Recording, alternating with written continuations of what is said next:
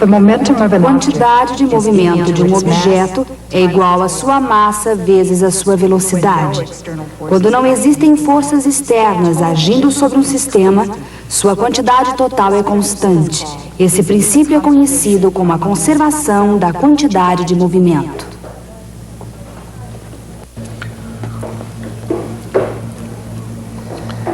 Um dos efeitos do julgamento de Galileu foi expulsar a Revolução Científica da Itália.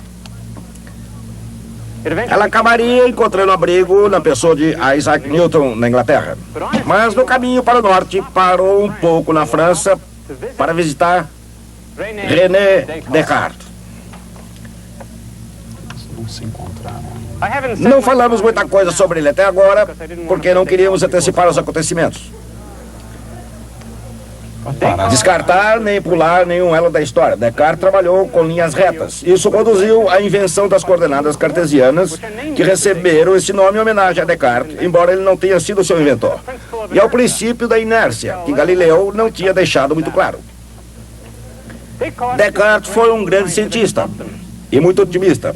Acreditava que seria capaz de compreender tudo dentro de poucos anos, desde que observasse alguns poucos princípios racionais, os quais gentilmente passaria para nós. Uma coisa que se lhe deve é a ideia do universo mecânico. Um universo que chegaria ao seu destino observando leis mecânicas precisas. Como se fosse um relógio ou um requintado brinquedo. Mas a analogia não se aplica, pelo menos num aspecto importante. No relógio damos corda de vez em quando. Descartes não desejava esse tipo de interferência do Criador do seu universo. Desejava encontrar algum princípio que mantivesse o universo em eterno movimento. Ele não teve então a ideia de que a quantidade total do movimento no universo seria uma quantidade fixa. Se uma coisa tinha sua velocidade reduzida e atingia o estado de repouso, outro corpo precisava acelerar e começava a se mover. Essa ideia acabaria se transformando na lei de conservação da quantidade de movimento, e é esse exatamente o nosso assunto de hoje.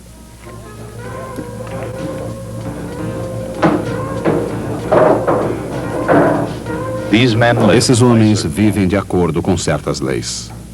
Às vezes, fora dos estatutos que regulam jogos na cidade de Los Angeles, mas certamente dentro das leis da mecânica clássica.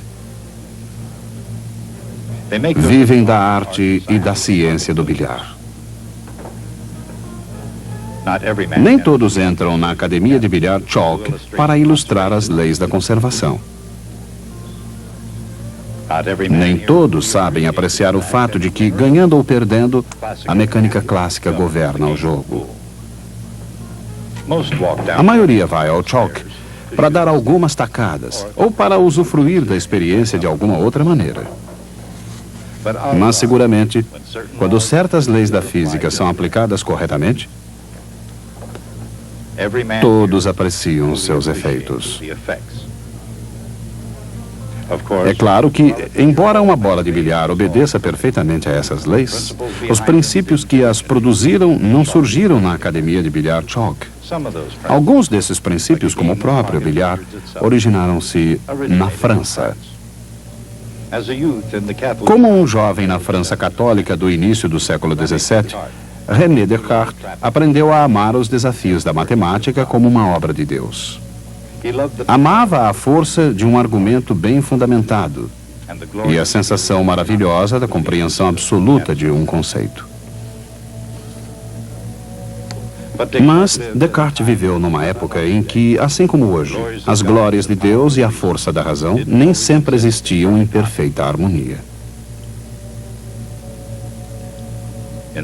Em 1600, quando Descartes, então um garoto de 4 anos, começou a entender a Europa em sua volta, um monge acadêmico chamado Giordano Bruno foi queimado numa estaca em virtude, entre outras coisas, de sua crença no sistema copernicano do universo.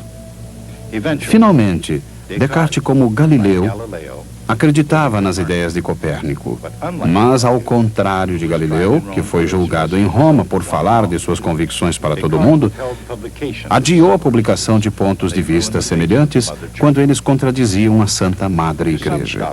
Para alguns estudiosos, Descartes é considerado um hipócrita covarde. Outros lembram dele como um católico sincero e devotado. Quanto a Descartes, ele provavelmente estava apenas lembrando do que acontecera a Giordano Bruno. De qualquer maneira, foi Descartes o primeiro a enunciar este princípio. A quantidade total de movimento no universo é constante. Se um corpo não sofrer qualquer interferência, ele se movimentará com velocidade constante e em linha reta. Essa é a lei da inércia. Uma ideia de Galileu, aperfeiçoada por Descartes. Mas quando um corpo encontra outro, ele faz mais do que apenas entrar em repouso. Ele transfere seu movimento para os outros corpos. A quantidade total de movimento é conservada. Embora Descartes tenha sido o primeiro, a essência de sua quantidade de movimento foi melhor expressa por Isaac Newton. É claro que, por mais competitivo que possa ter sido, dificilmente Newton desafiou algum colega para uma partida de sinuca. Seus desafios limitavam-se exclusivamente ao intelecto. E nenhuma de suas expressões foi mais poderosa e tocante do que sua ideia de quantidade de movimento. Em sua obra clássica, Principia, ele escreveu: a variação da quantidade de movimento é proporcional à força aplicada. Ela ocorre na direção da linha reta na qual a força é aplicada. Newton usou o termo movimento para indicar quantidade de movimento, que é calculado por velocidade de um corpo multiplicada por sua massa.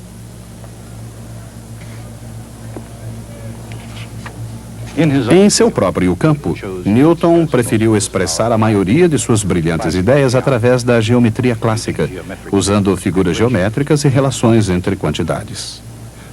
Mas ele era suficientemente esperto para saber que suas leis poderiam ser expressas por equações diferenciais. De acordo com a segunda lei de Newton, a força aplicada é igual à velocidade de mudança da quantidade de movimento. A segunda lei de Newton, tocante, poderosa, universal, uma ideia que causou um enorme impacto. As interações em torno dessa mesa são questões complexas das ciências sociais. Mas as interações sobre essa mesa, no entanto, são de natureza puramente física e relativamente fáceis de explicar.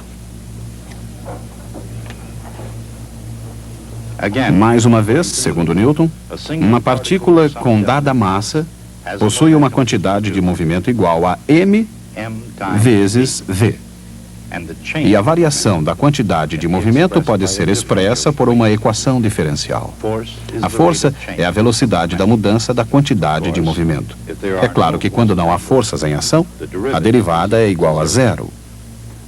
Assim, o vetor P é constante, o que significa que o movimento é uniforme. Um corpo não sujeito a forças continua se movimentando com a mesma velocidade em linha reta. Esta é a lei da inércia, a primeira lei de Newton. Mas as bolas de bilhar colidem umas com as outras. Cada uma aplica uma certa força instantânea à outra, provocando uma alteração da sua quantidade de movimento. Aqui entra em ação a terceira lei de Newton. As forças que as bolas aplicam umas contra as outras são iguais e opostas. A mudança na quantidade de movimento de uma bola é igual e oposta à mudança na quantidade de movimento da outra. A quantidade de movimento total das duas bolas juntas não se altera, ela é constante. Esta nova lei se aplica não só a duas bolas, mas a qualquer número delas. E não apenas as bolas de bilhar, mas aos próprios átomos de que elas são feitas. E mesmo as partes internas dos átomos, os elétrons, os nêutrons e os prótons. Mesmo nas mais ínfimas partes integrantes da matéria, a quantidade de movimento é conservada sempre. Mas existe uma maneira mais fácil de ganhar o jogo do que administrando os inumeráveis elétrons, prótons e nêutrons de cada bola de bilhar. Embora cada bola se componha de partes que aplicam forças iguais e opostas umas às outras, cada uma delas se comporta como se fosse um corpo único com sua massa concentrada num determinado ponto. Esse ponto é chamado o centro da massa. Nesta situação, essa é uma das ideias mais explosivas da física. O centro da massa é o ponto onde se concentra o foco de aplicação da velocidade e da aceleração de um corpo composto. Quando nenhuma força externa age sobre um sistema composto, não importa o que aconteça às suas partes individuais, o centro de massa se move com velocidade constante em linha reta. Ao elaborar sua segunda lei, Newton talvez tenha imaginado um agrupamento de corpos compostos, não necessariamente tocando uns nos outros. Dois corpos de massas quase idênticas, ou dois corpos como a Terra e a Lua.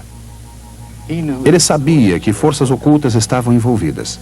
A gravidade, por exemplo. De maneira inversa, ele também pode ter imaginado forças externas inativas. Nesse caso, o sistema não seria acelerado. Seu centro de massa se move com velocidade constante. Se o planeta atrai sua Lua, então a Lua atrai o planeta, com uma força igual, mas dirigida em sentido oposto.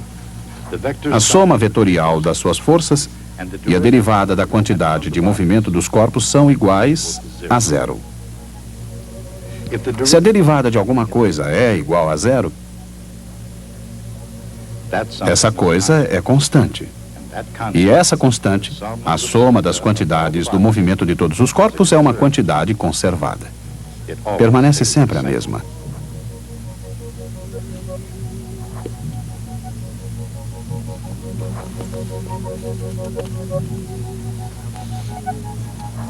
Essa lei se aplica a 2, 3 ou mais corpos em todo o universo, no passado, no presente e no futuro.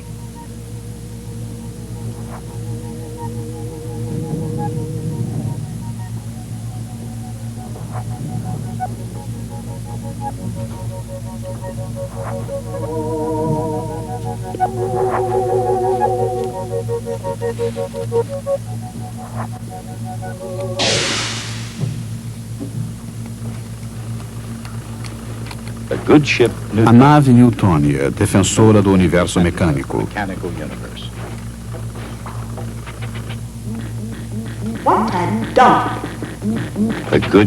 A nave newtônia talvez não seja um sistema de defesa da guerra nas estrelas. Mas no que se refere a manter as leis físicas do universo, quem disse que ela seria capaz de executar a tarefa? Usando força quando necessário? E, infelizmente, isso acontece sempre. A newtônia dispara uma granada espacial em defesa das leis do universo mecânico, inclusive a lei de conservação da quantidade de movimento. A newtônia recua. Essa ação e reação não devem ser como ataque. Ao atirar, quando a granada espacial sai do lançador, a newtônia recua porque a quantidade de movimento total de qualquer sistema permanece constante. Vamos ver isso. Quando a bomba é disparada, ela desloca-se para um lado e a newtônia para outro. Mas não importa qual seja a direção, quão intrincado o sistema, e não importa quais sejam seus componentes específicos, a conservação da quantidade de movimento continua valendo.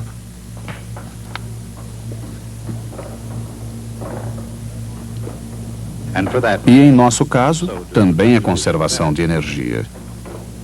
Isso porque, embora assuma muitas formas, a energia, como a quantidade de movimento, se conserva sempre. Quer seja na forma de energia potencial, U, no resultado do trabalho, W, realizado, ou transformada em energia cinética, K.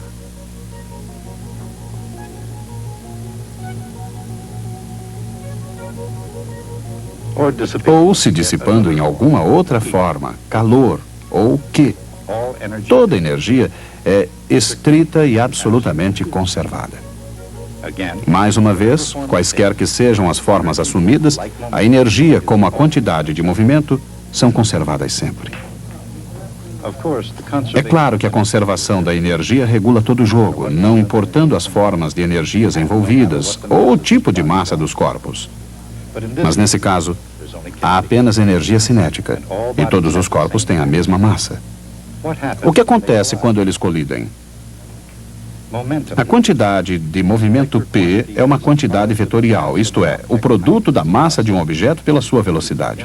Em outras palavras, a velocidade é igual à quantidade de movimento dividida pela massa. A energia cinética, K, é igual à metade da massa vezes a velocidade ao quadrado.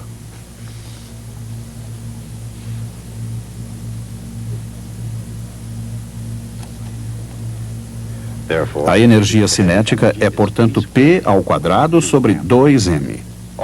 Tudo isso revela um dos grandes segredos não apenas da natureza, mas de como vencer no bilhar. Quando uma bola com um movimento P0 bate em outra em repouso, só existem dois resultados possíveis. Após a interação, as bolas têm quantidades de movimento P1 e P2. De acordo com a lei de conservação da quantidade de movimento P0, a quantidade de movimento inicial é igual à quantidade de movimento final, P1 mais P2. Essa é uma equação vetorial. Os três vetores formam um triângulo. Nesse caso, um triângulo muito especial. Na colisão entre bolas de bilhar, a única forma de energia envolvida é a energia cinética, desprezando-se o calor gerado pela colisão. Não apenas a quantidade de movimento é conservada, mas também a energia cinética. Como as massas são as mesmas, P0 ao quadrado igual P1 ao quadrado mais P2 ao quadrado. Mas este é o teorema de Pitágoras para triângulos retângulos. Em consequência, P1 é perpendicular a P2. Em outras palavras, quando uma bola de bilhar bate em outra, que está em repouso, elas se afastam em ângulos retos. Esse é um resultado possível.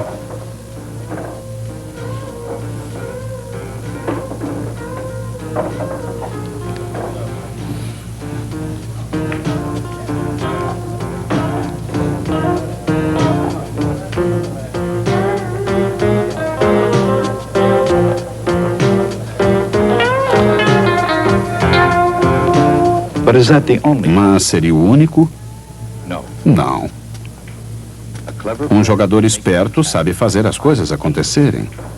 Ele faz a bola girar, além de rolar.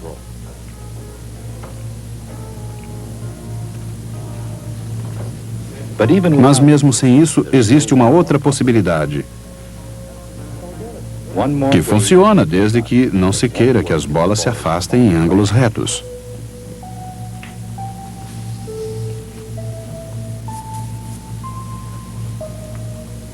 Se as bolas baterem uma na outra, na posição certa, de frente, ambas as leis, a de conservação da quantidade de movimento e da energia, ainda poderão ser satisfeitas de outra maneira.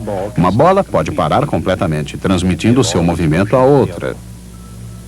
Essa é a segunda possibilidade.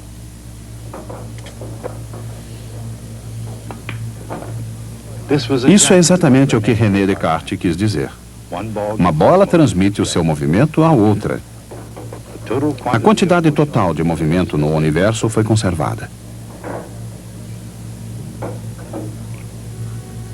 Como teórico e prático, filósofo e matemático, René Descartes ajudou tanto quanto os outros a lançar as bases da ciência.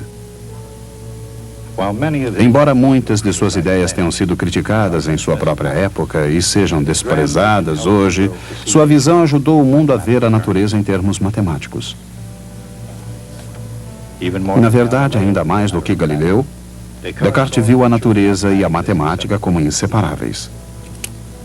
A ciência natural, sob seu ponto de vista, deveria ser deduzida a partir de axiomas e executada através da manipulação algébrica.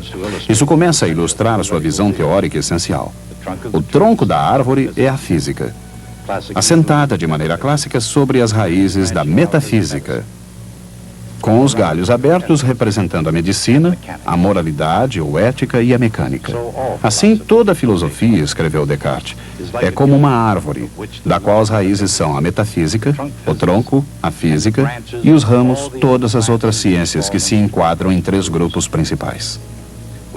Descartes comparou as ciências a uma árvore, e a matemática aqui identificada com Deus sopra a vida nessa superestrutura.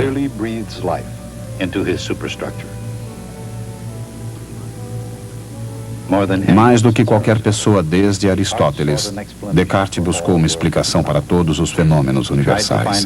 Ele tentou encontrar uma matemática universal. Nessa busca de um ideal, ele acabou encontrando algo mais prático: a geometria analítica.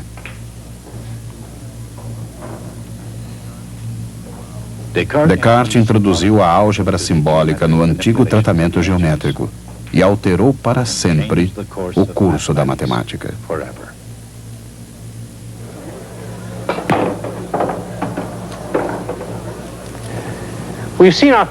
Vimos o nosso primeiro exemplo de um processo extremamente importante na física.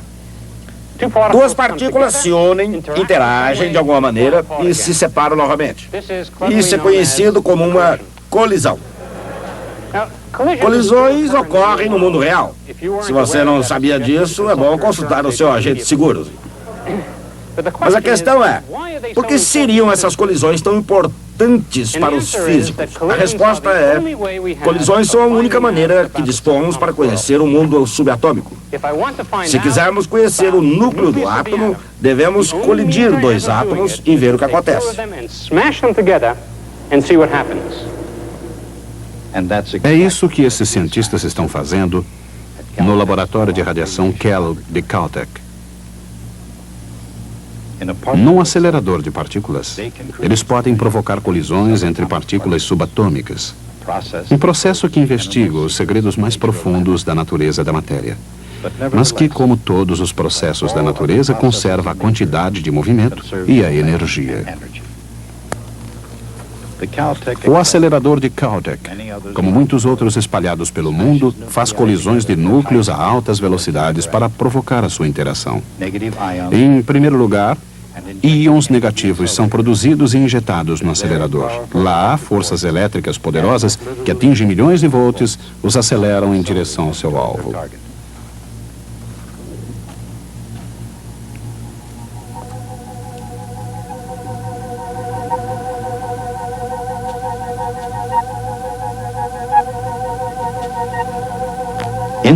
Dentro da câmara, existe um tubo através do qual o íon deverá passar, desde o ponto em que foi injetado até o terminal de alta voltagem e ainda mais além.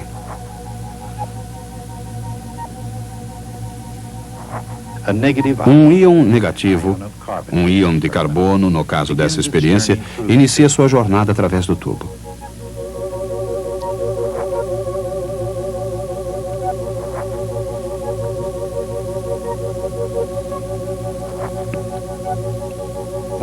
Um campo magnético dirige o íon nas curvas.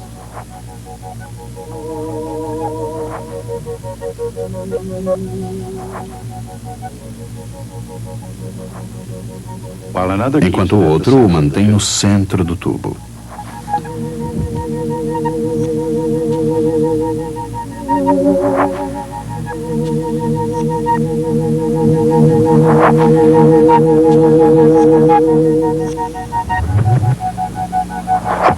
Ao se aproximar do terminal de alta voltagem, o íon adquire velocidade. No terminal de alta voltagem, moléculas o aguardam. O íon atinge inevitavelmente uma molécula e a colisão arranca alguns de seus elétrons, o que lhe confere carga positiva. Agora que o íon tem a carga oposta, a mesma alta voltagem faz com que acelere ainda mais rapidamente.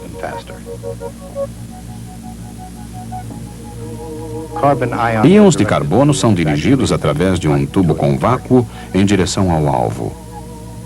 Hélio. Essa reação nuclear determina as quantidades relativas de carbono e oxigênio, um passo crucial na evolução das estrelas. As leis que usamos hoje, de conservação de energia e quantidade de movimento, não são capazes de prever o que acontece em experiências como essa. Se isso fosse possível, não haveria sentido em fazer a experiência. Elas são indispensáveis para se determinar o que acontece, de maneira que possamos calcular o que queremos saber. Esse processo de estudar o mundo microscópico por meio de colisões de partículas parece uma atividade desprovida de qualquer delicadeza. Alguém já comparou a experiência a tentar aprender música ouvindo um piano que está caindo escada abaixo.